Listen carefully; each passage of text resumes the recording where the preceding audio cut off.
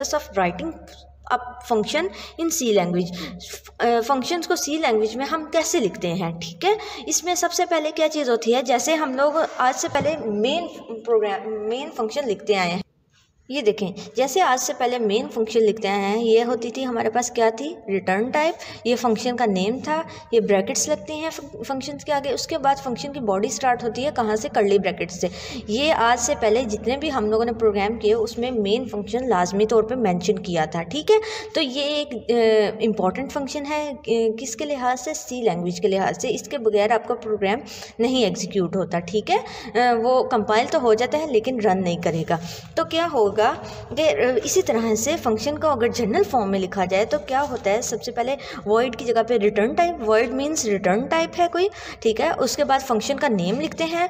अब main function की बात करें तो वहाँ पे मेन लिखा जाता है। उसके बाद हम ब्रैकेट्स के अंदर पैरामीटर्स को पास करते हैं। ये देखेंगे कैसे पास किया जाता है, नेक्स्ट इसी चैप्टर में हम लोग डिस्कस भी करेंगे, ठीक है। The process of writing a function in C language is very simple.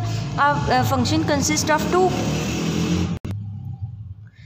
Parts known as a function header and function body. अब फंक्शन के अंदर दो चीज़ें होती हैं। कौन सी दो चीज़ें होती हैं, फर्स्ट इज़ द हेडर, ठीक है, second is the function body. Function की बॉडी कहाँ से स्टार्ट होती है ये आप लोगों को मालूम होना चाहिए। कर्ली ब्रैकेट से स्टार्ट होती है और कर्ली ब्रैकेट पे ही फिनिश हो जाती है, ठीक है। कर्ली ब्रैकेट्स के अंदर जितनी भी स्टेटमेंट्स होंगी वो हम लोग कंसिडर करेंगे एज अ फंक्शन बॉडी, ठीक है। और जो ऊपर लिख देंगे रिटर्न टाइप, फंक्शन नेम और पैरामीटर और ये पैरेंथेसिस जो होती हैं ये हम कंसीडर करते हैं किसमें, फंक्शन हेडर में, ठीक है। जैसे कि इसके नाम से ही जाहिर हो रहा है कि जो स्टार्ट में आएगा, जो पहले लिखा जाएगा उसको हम लोग फंक्शन हेडर कहते हैं। The first line of the function definition is known as function header, ठीक है। बहुत इंपॉर्टेंट ये क्वेश्चन है, पेपर में आप लोगों को ये आ सकता है। The following line shows the basic syntax of writing the function header. वही चीज़ जो हम लोग पहले डिस्कस कर चुके हैं, रिटर्न टाइप, उसके बाद फंक्शन का नेम और पैरामीटर्स, ठीक है। इसके बाद सेमीकोलन्स नहीं मेंशन करने, सेमीकोलन मेंशन करेंगे तो वो हम नेक्स्ट डिस्कस करेंगे वो क्या चीज़ होती है, ठीक है। अभी फ़िलहाल आप ये देख लो कि इसके आगे सेमीकोलन नहीं मेंशन करना। उसके बाद क्या है, इसमें बारी बारी बता रहे हैं कि रिटर्न टाइम क्या चीज़ होगी, फंक्शन का नेम क्या होगा, पैरामीटर्स क्या होंगे। Return type it indicate the type of value that can be return by the function. अब कोई भी फंक्शन जब आप यूज़ करोगे तो क्या होगा कि आप कोई चीज़ फंक्शन में रिटर्न करवाओगे, ठीक है। मतलब कि जब यहाँ पे वर्ड लिखा होगा इट्स मीन के फंक्शन के अंदर से कोई भी चीज़ रिटर्न नहीं हो रही, ठीक है। और अगर यहाँ पे मैं इंट लिख दूँगी, अगर मैं यहाँ पे इंट लिख देती हूँ तो इट्स मीन के फंक्शन के अंदर से कोई इंट टाइप का डाटा रिटर्न होगा, ठीक है। 8 फॉर एग्जाम्पल ये इन टाइप का डाटा है इसलिए इन टाइप रिटर्न हो रहा है। अगर मैं यहाँ पे करैक्टर मेंशन कर देती हूँ, इट्स मीन के फंक्शन के बॉडी में से किस टाइप का डाटा रिटर्न हो रहा है, एक करैक्टर टाइप का, ठीक है।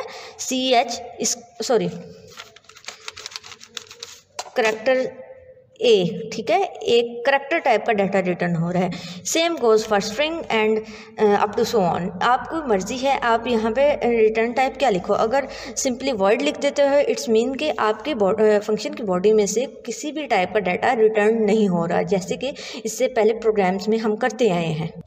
इसके बाद है फंक्शन का नेम क्या होगा। इसके बाद पैरामीटर्स के बारे में बता रहा है कि उसमें पैरामीटर्स क्या क्या पास हो सकते हैं। अब फॉर एग्जांपल हम अपने फंक्शन में एक मैंने ऐड का फंक्शन बनाया है जो कि कैलकुलेटर वाले प्रोग्राम में हमने यूज़ करना था।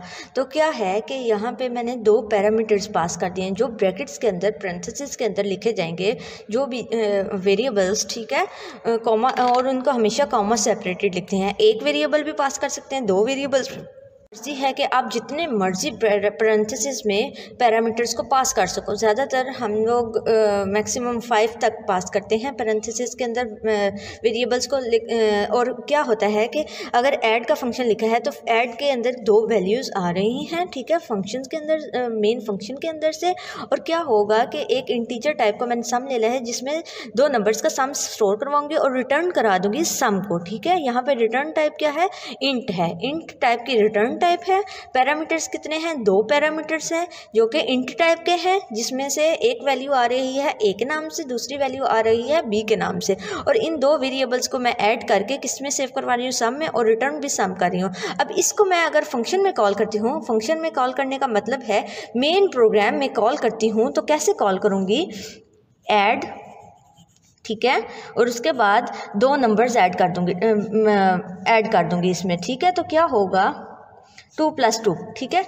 जब इस तरह से कॉल किया जाएगा तो इसमें एक और इंटीजर मैं ना एक इंट टाइप का वेरिएबल ले लेती हूँ सी, ठीक है, सी के नाम से, और इसको जब मैं ऐड करूँगी तो इसका ऐड का सम मैं कहाँ पे सेव करवाना चाहती हूँ, सी वेरिएबल में।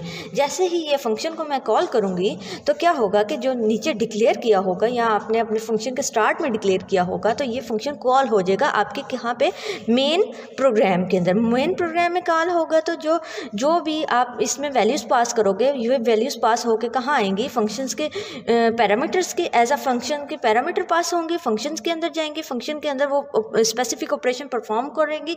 इस केस में हमारे केस में क्या है, ऐड ऑपरेशन परफॉर्म होगा और सम ही रिटर्न हो जाएगा। रिटर्न होगा तो यहाँ पे क्या रिटर्न वैल्यू हो जाएगी, आपकी 4 वैल्यू रिटर्न हो जाएगी, क्योंकि 2 और 2 वैल्यू पास हुई थी। यहाँ पे भी 2 हो जाएगा, यहाँ पे भी 2 हो जाएगा, यहाँ पे भी 2 और यहाँ पे भी 2, इनको ऐड किया 4 हो गया। 4 जो है रिटर्न होगा तो सी में सेव हो जाएगा। Understand. Next is a function body.